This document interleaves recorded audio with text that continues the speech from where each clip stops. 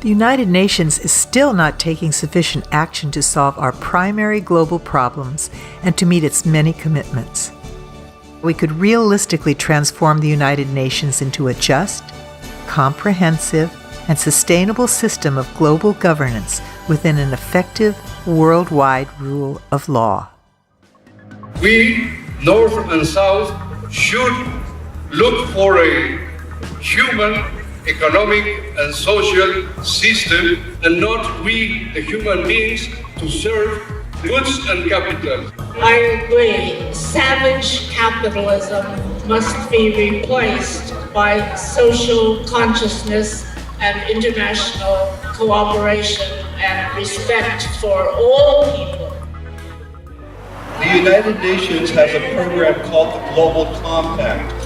So that is the start of corporate responsibility at a global level. Only a global structure of governance can deal with it, not individual nations.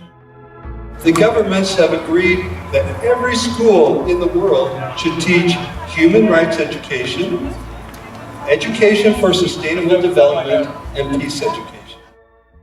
The International Union of Land Value Taxation, a large network focusing on taxation policy and how it can better serve the people. A country that is doing this is Ecuador, where President Correa has introduced a very comprehensive reform to eliminate all taxation on services and products of the work of man and apply them to the possession of land. The Bill of Social Rights says simply this: the United Nations is going to see that every person on this planet who got the means to do it has food on the table, clothes on their back, fresh drinking water, adequate medical care, including preventative care, a chance at education going up through college, and a job that is commensurate to their education and training. And then when they get old, Social Security, those 7 tenets guaranteed and will be done for every world citizen and can be done in the next 50 years if we put our mind to it. The International Criminal Court started with a small number of governments cooperating with civil society, the same with the landmine treaties, and more recently, in just the past year, an International Renewable Energy Agency has been established. Thus, the UN is to be strengthened, and at the same time it has to be made more democratic and more responsive. Now, a means to achieve this is the establishment of a United Nations Parliamentary Assembly, the UNPA. The first step, according to our proposal, would be a vote by the UN General Assembly to establish a consultative body. This would be possible under Article 22 of the UN Charter. Those sent to the UN Parliamentary Assembly would be selected by their party group. These groups would select their own delegates according to the number of seats the country would have in the UN Parliamentary Assembly and according to the percentage the group has in the national parliament. The establishment of the UNPA fosters several profound political ideas: the direct relationship of every individual to the planet without national governments or other bodies as go-betweens, the world as a true global community, the world striving for growing political integration, the World Federation eventually. The Assembly would be the manifestation and vehicle of a global consciousness and a new understanding of international politics. The legitimate parliamentary representatives of 80 countries in the world have spoken out for the creation of a United Nations Parliamentary Assembly.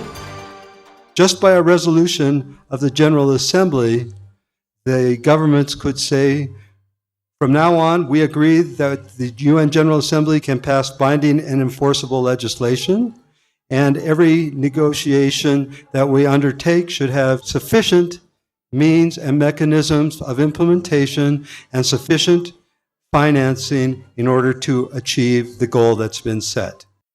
The idea of the binding triad is that every time the member states press the button for voting, this is in the General Assembly, the vote would be counted in 3 ways.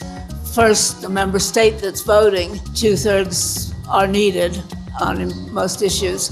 But secondly, The vote to pass would have to include member states that represented some agreed majority of the population of the world. And thirdly, you'd have to have an agreed majority of the contributions to the UN budget for those respective legs of the triangle. There'd actually be a 15% cap. In the Security Council, every country in the world would be able to belong to some region. The weighted representation idea, each country would have its assigned weight based on its population and its contribution to the UN budget, as well as the fact that it's a state. When we look at 1900, there were 0 democracies with universal suffrage. Today, 60% of the world population in 118 countries live in electoral democracies. The reasoning of democracy, to put it in a nutshell, is that those governed by the executive have a say in selecting this executive and holding it accountable. Democracy is still a national matter, largely. In the governance bodies of our intergovernmental organizations, only the government executive of the home countries is represented and nobody else. Reviewing the Charter of San Francisco, according to Article 109, is truly a peaceful revolution.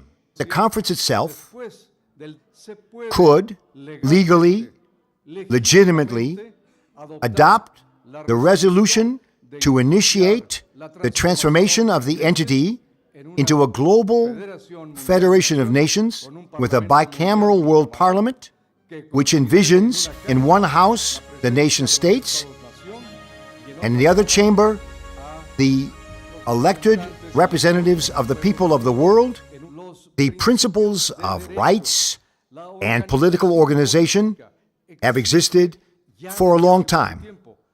All that remains is to transport them to the global level. The final step to the way we govern ourselves, a world government. We have the main body, which is the Congress of the Earth, consisting of 1,000 women and 1,000 men, one from each world congressional district of 6.5 million people. We need I call it the presidium. We need a collective executive branch. In order to have a good judiciary, it's got to be accessible to the people. So we'll have one in each congressional district. Each of the 12 continental regions will have a court of appeals. Then, of course, we'll have the high court, the world court we now call it. The Auditor General will be elected directly by the people. It will be answerable only to the people.